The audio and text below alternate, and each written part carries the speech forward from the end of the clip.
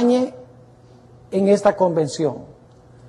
Te rogamos, Señor, que en raudales abundantes derrames tu espíritu para que esta juventud pueda salir de este lugar encendida para terminar tu obra en los lugares de donde vienen.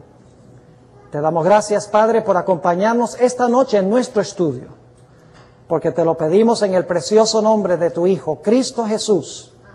Amén. El lema que se ha escogido para este fin de semana es muy interesante. Ustedes se dan cuenta que el título es Sal del Mundo. Ahora, saben que esa es una expresión de doble sentido. Y creo que los que escogieron ese lema, dirigidos por Dios, tenían en mente de que esa era una expresión de doble sentido. Quiero invitarles a abrir sus Biblias conmigo al libro de Génesis, el capítulo 12. Génesis, el capítulo 12. Y voy a cambiar una palabrita, como se halla en esta traducción de Reina Valera del 77. Creo que es válido porque significa básicamente lo mismo. Aquí Dios le está hablando a Abraham. Y dice lo siguiente: empero Jehová había dicho a Abraham, sal de tu tierra y de tu parentela y de la casa de tu padre a la tierra que te mostraré. Sal de tu tierra. Nuestro lema es sal del mundo. Ahora, ¿por qué es que Dios le dijo a Abraham que saliera de su tierra? La respuesta la encontramos en el libro de Josué, el capítulo 24 y el versículo 2. Josué, el capítulo 24 y el versículo 2. Dice allí: y dijo Josué a todo el pueblo, así dice Jehová, Dios de Israel, vuestros padres habitaron antiguamente de la otra parte del río, es a saber, Taré, padre de Abraham y de Nacor, y ahora escuchen bien, y servían a dioses extraños. Y yo tomé a vuestro padre Abraham de la otra parte del río, y trájelo por toda la tierra de Canaán, y aumenté su generación, y dile a Isaac. ¿Por qué es que Dios le dijo a Abraham, sal de tu tierra? Porque su familia estaba ya adorando dioses extraños. Y Dios le dijo, sal de allá. Ese es el primer significado de nuestro lema, sal del mundo. Quiero leer otro pasaje relacionado con este significado de nuestro lema. Se encuentra en 2 de Corintios, el capítulo 6. Y este es un pasaje indudablemente muy bien conocido por la mayoría de los que estamos aquí. 2 de Corintios, el capítulo 6 y el versículo 14.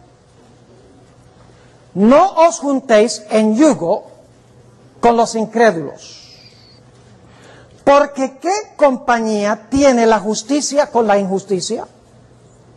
¿Y qué comunión la luz con las tinieblas? ¿Y qué concordia Cristo con Belial? ¿Y qué parte el fiel con el infiel? ¿Y qué concierto el templo de Dios con los ídolos? Porque vosotros sois el templo del Dios viviente. Como Dios dijo, habitaré y andaré en ellos, y seré el Dios de ellos, y ellos serán mi pueblo. Y ahora fíjense lo que dice el versículo 17. Por lo cual, salid, podríamos decir, sal de en medio de ellos, y apartaos, dice el Señor, y no toquéis lo inmundo, y yo os recibiré, y seré a vosotros padre, y vosotros me seréis a mí hijos e hijas, dice el Dios Todopoderoso. Así que el primer significado de nuestro lema, jóvenes, es que Dios nos ha llamado a salir del mundo para ser el pueblo especial y peculiar de Dios en estos últimos días. Pero saben que nuestro lema tiene un segundo significado. Vayan conmigo al Evangelio según San Mateo, el capítulo 5 y el versículo 13. El Evangelio según Mateo, el capítulo 5 y el versículo 13. Y yo sé que ustedes conocen este texto, pero vamos a leerlo de nuevo. 5 y el versículo 13. Dice Jesús: vosotros sois la sal de la tierra. Y podríamos cambiar eso un poco y decir: vosotros sois la sal del mundo. Un segundo significado de la expresión sal del mundo. Y es que aunque salimos del mundo, debemos también ser la sal del mundo.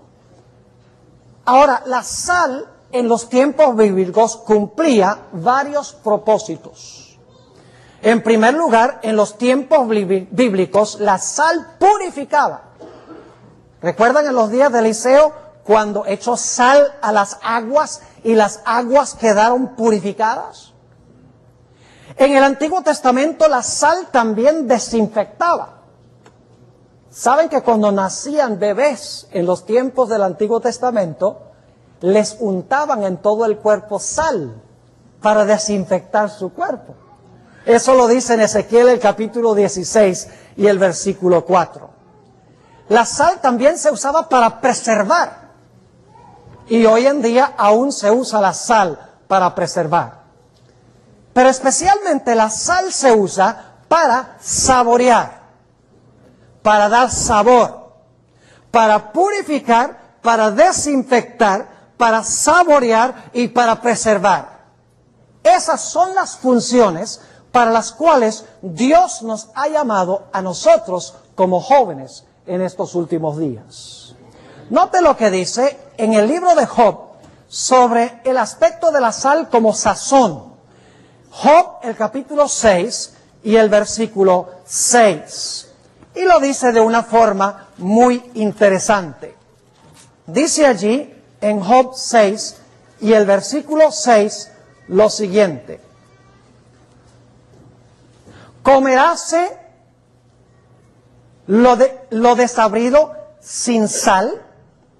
¿O habrá gusto en la clara del huevo? Yo quiero preguntarles, ¿cuántos de ustedes alguna vez han tratado de comerse la clara de un huevo sin sal? ¿A qué sabe la clara del huevo sin sal? Sabe a papel. ¿Y a qué sabe el papel? El papel no sabe a nada. Es decir, que Dios nos ha llamado, jóvenes, a salir del mundo, pero nos ha llamado también para purificar el mundo, para desinfectar al mundo, para saborear al mundo y para preservar al mundo. Dios nos ha llamado en estos últimos días con propósitos muy especiales. Ustedes recuerdan la experiencia de la esposa de Lot.